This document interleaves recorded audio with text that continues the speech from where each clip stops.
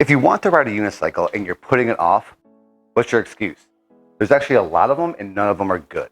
We're gonna go over some of the common ones that I've heard and why they're just not true.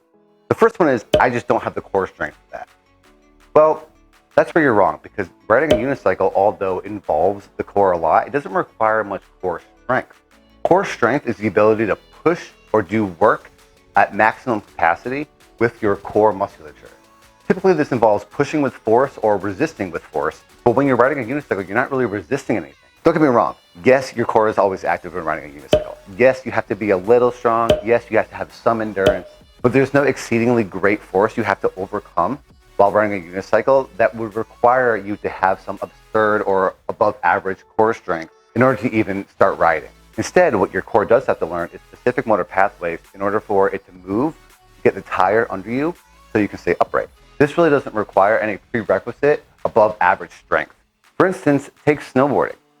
Snowboarding requires core strength and endurance and mobility, but you can do it as you are, even if you haven't hit the gym in a while. But it does require learning how to snowboard. It requires practice. It's the same way with unicycling, none of which have a prerequisite of an above average core strength, core endurance, or even core mobility. Riding a unicycle is a specific learned skill. If you can hold a plank for about 10 seconds, you can ride a unicycle. If you learn how. Another excuse is, oh, my balance is not that good. Balance is not a universal attribute. Let me explain. That means if I can stand on one leg, if I can ride a balance board, if I can walk in a straight line, none of that necessarily transfers over to a different balancing activity. Most things require balance, and unless you have some vestibular condition, you can take the time in order to learn how to balance in a different aspect. All you're really doing is getting the tire underneath you when you're leaning to one side or the other. It's a constant catch you while you're falling skill. It's the same with walking. You have to fall forward first and then put one foot in front of you to catch you, support you, and then you're going to continue leaning so you can put the other foot in front. That's why when people trip over a curb, the curb didn't make them fall. They were already falling. The curb just prevented their foot from catching them. So if you do trip over curbs pretty frequently and you think your balance isn't up to par to be able to ride a unicycle, well, you're right, but mostly because you haven't learned it yet. Nobody's born with the innate ability to ride on one wheel. Oops. The more time you spend learning, the better your balance for riding a unicycle will be, because everybody starts from zero. Another common excuse I hear is, oh, I'm definitely going to hurt myself. Well, it might be true, not necessarily true. This past summer, I put in my local Facebook group that I wanted to teach people how to ride a unicycle, and I got a lot of responses, except a lot of the responses were people are going to hurt themselves and I would die doing that. Well, of course you can get hurt, especially if you're dropping off 6-foot drops like Owen Farmer here. But typically the risk to riding a unicycle is fairly low, at least in my anecdotal experience of teaching people how to ride unicycles for the first time. As long as you're being aware of your surroundings and not having things around you that you can fall and hit your head on. Like if you fall backwards and hit a fence, or fall forwards and hit a fence. Remember, a unicycle is a fixed wheel apparatus. It can only go as fast as you're pedaling. So if you don't know how to ride, you're not going to be pedaling that far, and therefore you're not going to be going that fast. And if you're not going that fast, you can't slam into something going 20 miles an hour like you can on a bicycle. You're more or less going to be going at very low speeds or completely stationary.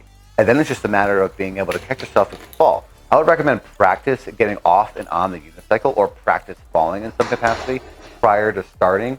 Because if you know how to fall, you'll be ready for it when it happens. So if you think you're going to hurt yourself, yeah, it's a possibility. With every new skill comes inherent risk. But because you're going to be working at very, very low speeds or be completely stationary, the risk for falling is probably very minimal. However, take as much precaution as you see fit.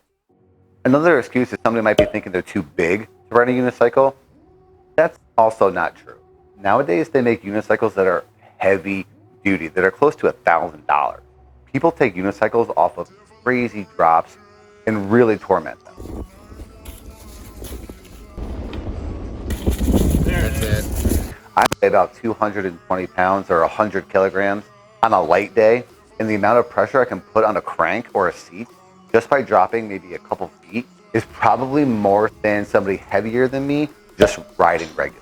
So if it's a concern for you, that's fair. You just know that nowadays people are making unicycles that are incredibly durable that you can easily get on. One of my favorite excuses is I don't want to embarrass myself. I like this because it gets at the heart of unicycling or any novelty, random, ridiculous skill. It wouldn't be fun if it wasn't embarrassing. For a long time, I didn't want to unicycle out in public because I didn't like the attention. I felt like a show off. The only real reason to ride one is to just have a good time because they're really fun. And if somebody's coming up to you and they're smiling, they're also having a good time. So it's a win-win. And there's something about being absolutely ridiculous and embarrassing that tells people immediately you're doing it just to have fun and you don't take yourself too seriously. So if your excuse is you're too embarrassed to try, well, that's fair. Take as much time as you need. But once you realize that every unicyclist is just out there having a good time and not trying to take themselves too seriously, I'm sure you'll change your mind. And the last excuse is, oh, I don't want to hurt my family jewels. This is an easy one. You won't. Stop. So those are the main excuses that I've heard of people trying to put off riding a unicycle.